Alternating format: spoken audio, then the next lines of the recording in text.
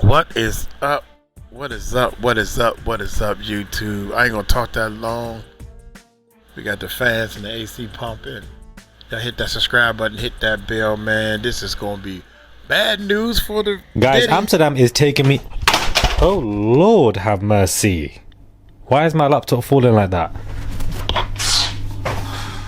Anyways, that's my dog right here. Per my point that I'm about to make, Amsterdam is taking me out. It's taking my laptop out. It's taking me out, guys. Amsterdam is just, you end up doing the most, really and truly. And I've come back and it's like 6 a.m. and I'm filming this video for you guys.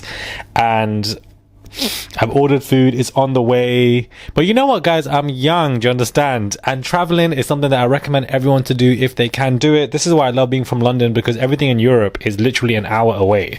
It's an hour flight to anywhere, mainly in Europe, and it's just, you know, I just live for that. So please travel as much as you can, and I'd love to travel, guys. I just have people always say, Murad, why are you always traveling? I'm just one of those people that has always a knack for wanting to be in a different country, different city. I just love it.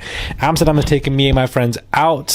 We are just doing the most right now. Like, if you haven't come to Amsterdam, I would recommend it. It's always a fun trip to come to Amsterdam. When I came to Amsterdam last time, I had a very bad experience with weed, so I'm never doing weed ever again. Don't ask me why I did not do a joint. Somebody asked me to do a bong. Don't ask me why I did that bong for my first ever experience with weed. It was the dumbest thing I've done. I took a whole... and I was gone for the whole day. For the whole day, I was gone. The next day, I was gone. Even for a week afterwards, I ended up becoming anxious. Then for a month afterwards, I was anxious about flying. Then I started meditating in the shower to relieve myself. How I got from the bong to the meditation in the shower, I will never understand. Do you understand? I don't know why I did that. So after that, guys, you should have seen me on that bong. I'm never touching weed ever again. For those of you that smoke weed, I love that for you. But for me, I'm good. Catch me at the hookah bar. That's all I need to be at. Anyways, somebody want to tell me why Shakari was arrested at the airport, guys? Shakari Richardson was arrested for allegedly assaulting her boyfriend, fellow athlete Christian Coleman. The Team USA Olympic sprinter was taken into custody, not custody, on Sunday at SeaTac Airport in Washington State after a TSA agent reported a woman assaulting a man whilst leaving the security checkpoint. An incident report obtained by TMZ. Shakari does not need this, guys. She does not need this. She obviously started her career in a great position, then had a few hiccups and bad press, but then of course got back to where she needed to be. So this arrest report, hopefully it just all gets figured out, because she shouldn't be assaulting her boyfriend if that's basically what has happened. I'm pretty sure there's more to the story of that conversation, but it definitely is very concerning. 110%. Now, Ghislaine Maxwell, I want to come back to this auntie Ghislaine, because not even auntie, let me just call her witch.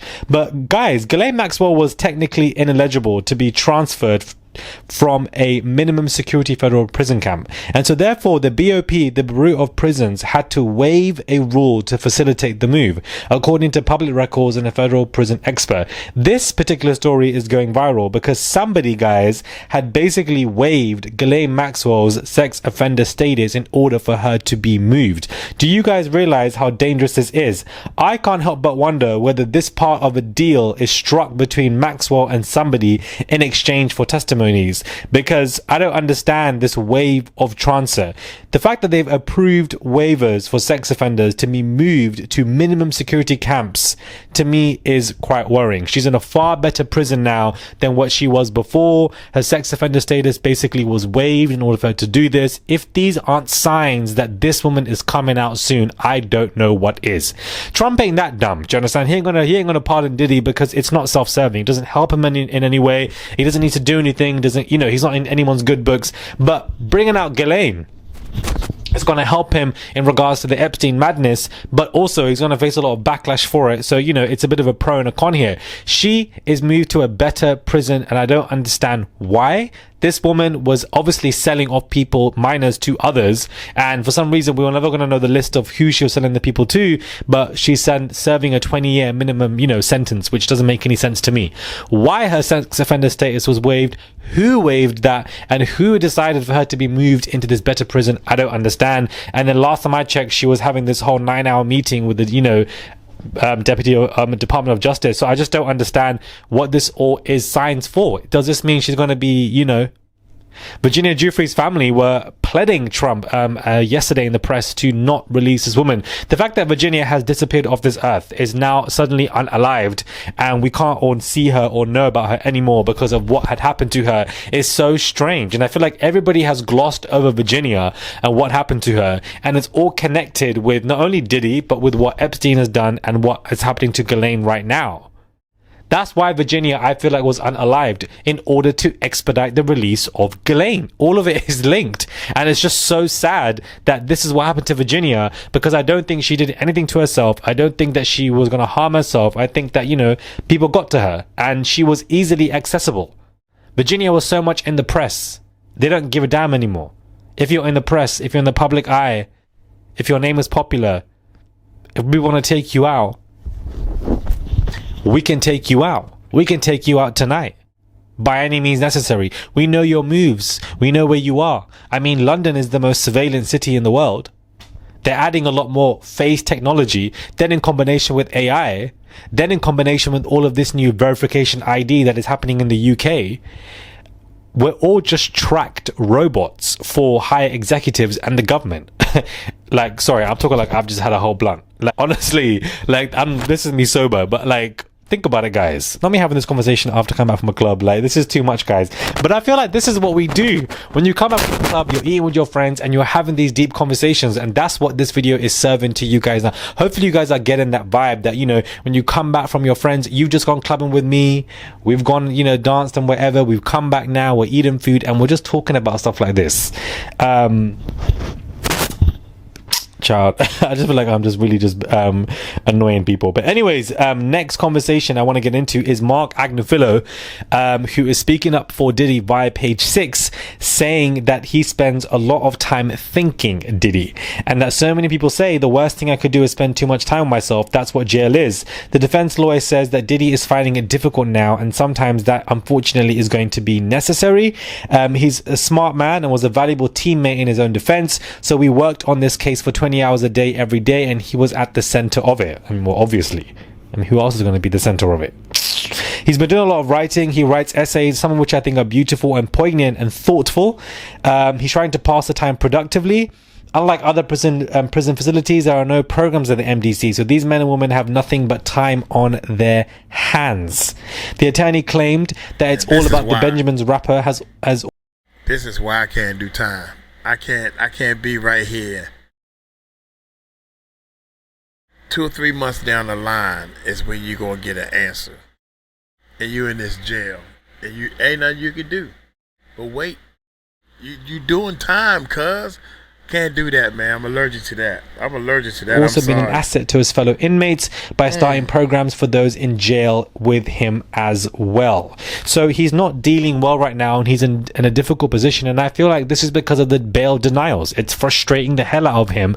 He's so close now to get out of jail. Rico's been acquitted. Why can't I now get in that position? Why can't I now be released? That's what this man is asking for. Get me out of here. And so he's getting so close to that, but it's not happened now. As I said in my last video, this is not over until this man is sentenced, and until this man is given a 3 to 4, 5, however many years, then all of this can be wrapped up. Up until then, litigation is still going on back and forth. So much has been happening, so much is being reviewed. Prosecution just released stuff. There was a bail application package and etc. October 3rd is the sentencing. There's going to be a lot more litigation before that. A lot more civil lawsuits are going to come through anyways. None of this is over yet, guys. So please don't lose your interest in this. Maintain that interest, because this is not going to finish until the sentencing is done. Subscribe, comment down below. So Trump is pissed with. That's funny how that was the very next one. I wanted to do this one right here. Bad news for Jay-Z, man. Let's get it, man. Let's go. So Trump is pissed with Diddy, guys. He has come out to do an interview. He was asked about Diddy, and he says that, you know, he's half innocent. I don't even know what that means. But he goes on to talk about the fact that he's really upset that when he was running for office, Diddy was not a fan. And so therefore, he's holding on to this. It's quite obvious that if Trump wanted to pardon this individual, he would easily have done so by now, or attempt to have done so, especially after the sentencing and stuff. But he says that Diddy is only half innocent, and that he's really upset by the claims and remarks that Diddy made, which I assume now he is regretting. He should have kept that relationship intact act because it would have benefited him in this moment of time. But this whole Donald Trump and, P. Diddy relationship and both of them in the media together, to me, is just so funny, because Trump did not say anything during the trial, nothing, but only now he's beginning to have conversations about him. It's not self-serving. I don't think he's going to do it. And this interview, in my opinion, confirms that Trump in no way, shape or form is going to pardon this man, because Diddy used to run his mouth and was very anti him when he was running for office. He remembers that, and he said, I remember where you were. Why should I help you when you weren't even trying to help me when I was trying to be president of the country? Now you want me to help you? Now you want me to pardon you? It ain't going to serve me shit. I ain't going to do it for you. Good riddance. That's basically what this interview was given, even though he thinks he's half innocent, which also means that he thinks he's half guilty, whatever that means. Hey guys, it's Murad Murali. Hopefully you guys are all doing well today. Coming to you from Amsterdam, Netherlands. I'm here with some friends. It is raining so much, guys, in Amsterdam. Like, the rain just poured down. But you know what? We had a good time with me and my friends. I'm not going to lie to you guys. When it rains, whatever season it is, when you're abroad, you're just more happy. But let's get into a lot of this news, because Jay-Z is somebody who might not be happy, considering that a new motion came out where he wanted to get this situation with Ramir dismissed because of jurisdiction, because of states, and Ramir filing this in the wrong state or whatever Jay-Z believes.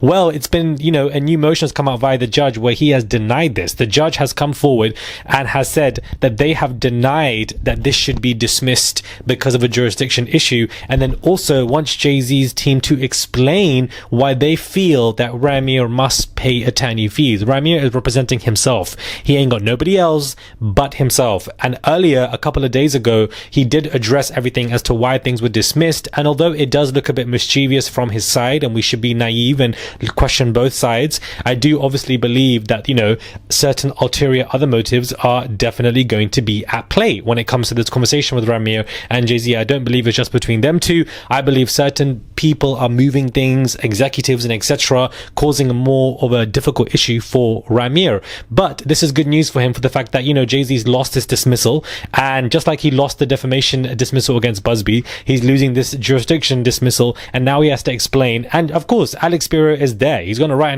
another 500 pages. He's going to come through and explain why attorney fees must be paid and etc., and then we'll see where it goes on from there. Remember, there still is a Jay-Z Busby case that is still active in a different state in the US that is still ongoing, and we need to keep tabs on that, because that has not wrapped up as of right now. But at the same time, this Ramir and Jay-Z stuff, not good news for Jay-Z. Just change the narrative. So it's like, hey, we got to step back and play chess, not checkers. So we sitting back and we just observing everything right now. I just ask y'all to keep the support. Keep the support. I have not gotten any DNA tests. I have not gotten any settlement, anything like that. I wouldn't just take it. I would let y'all know, honestly, even if it wasn't y'all business. You guys been here for me all these years, supporting me.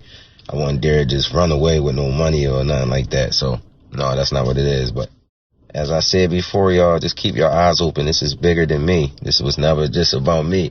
I'm trying to change things for the world, honestly, for the future. We need this to be changed. We don't need to continue to go in these courtrooms and don't get fair due process, and everybody don't get discoveries, and you just get treated unfairly. So it's just like, I'm standing on business, and, I will continue to fight. So please don't think just because y'all seen that withdrawal is over. It's not over, y'all.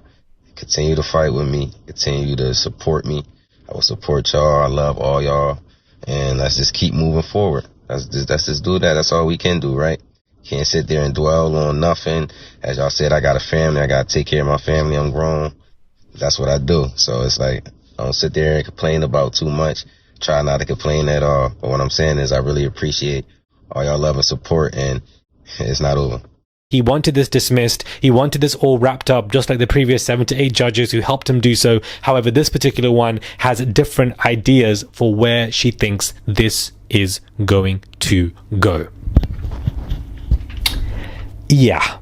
Not good news for this man. Now, when it comes to back to Diddy, prosecutors, guys, are looking at the maximum amount of jail time, meaning that they want Diddy to be facing basically 10 years in prison, at least 7 to 10 years, the upper scale. They don't want this man going for a couple of months or 1 year, 2 years, or etc.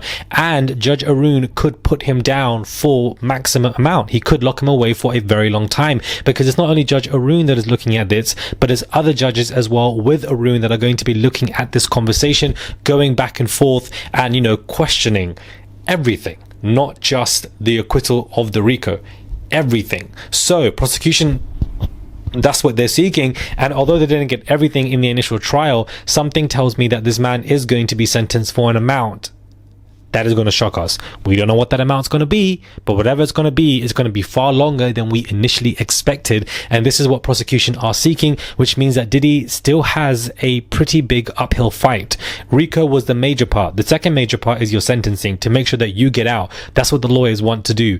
Now, in terms of retrial and acquittal of other convictions, that is just a, you know, it's a staple. It's what lawyers do for people when it comes to appeal motions, that they, not me being a whole lawyer child talking about staple, but I just feel like that's what these lawyers do when it comes to appeals. They file these motions. It doesn't mean that it's going to get accepted. The convictions turning to acquittal is never going to be accepted. Arun is not an idiot. But also the retrial, I don't even think that Arun will give that, even though I want a retrial because I want to be back in that courtroom. I want to get into those, you know, convictions. If we're going to do so, why not? I feel like Judge Arun might be like, well, we've been here for 8 weeks. Why do we need to be here again for these two specific convictions? He might just deny it completely, which is going to piss off Diddy's lawyers. If Judge Arun has denied everything that Diddy has wanted via his lawyers, why wouldn't they deny this? I know for some of you guys, your interest in the Diddy stuff has peaked. For me, it hasn't, because none of this is wrapped up yet. When this man is sentenced on October, then we can dead this whole situation and move on outside of the new civil lawsuits that might come our way. But as of right now, this P. Diddy trial, it has not wrapped up. It wraps up in October. Then I want to properly move on. I know some of you guys have moved on after the RICO stuff. I know that some of you guys are just irritated, piqued your interest and moved on, but we need to stay focused on this conversation, guys. We all do, because this ain't gonna wrap up until the sentencing, and as you can see, there's a lot of litigation that is still going on back and forth. Do let me know your thoughts are, guys, when it comes to this video. Do subscribe to the channel, comment down below, give this video a thumbs up. I would appreciate it. It's just one click to subscribe. That's all you guys have to do. Click that button and subscribe to the channel. It goes a long way. I really appreciate it. Send a tip if you guys wish to. That I also really do appreciate that. Every single day videos, no matter where I am, even though I'm in Amsterdam. Shout out to anybody of you who are in Amsterdam or in Holland. I'm filming this for you guys very late, but of course content needs to come out, guys. Subscribe, and I'll catch you guys soon for another video. Most definitely, man. I'm trying to see it your way, and I hope to see it your way. I'm hoping you're right. I am hoping that they find some kind of way to give him more years, because he beat the RICO because of the trial, the jury. Then Cassie, that was clear that you beating her. That was clear that you was beating her, but they say that she participated in the other girl. But what about all the other people that you did stuff to that you ain't had no business doing? That judge know, the judge seen everything that you did that they had to throw out. And I think he's gonna weigh all this stuff in to make a decision of 5 years, man. 5 years. You done did one. That's why you still in jail. So you're gonna get 4 years. I'm anywhere close around 4. If he's jump out there with a 7-year sentence or an 8-year sentence, that means there's something on them tapes that he wiggled out of. Other than the guns with the serial numbers scratched off. All this stuff got to be spoken for, man. Some of this stuff gotta hold some type of weight. But one thing I do know, one thing for sure, 2 things for certain. Trump is not giving this man no pardon, man. I don't know where y'all get that from, and I don't know how come it ran so far, so long. The president of the United States don't have nothing to do with this entertainment business. The president of the United States, Puffy kind of ran against him in the first place. What is Trump benefiting, or what is the United States benefiting by the president giving him a pardon? that's the part I'm still, nobody answered that question yet. And they still talking about, well, he said he'll look into it. Oh my God, look here. I'm gonna get on up out of here. Y'all take it light, take it slow. Y'all tell him Uncle Mike told you so.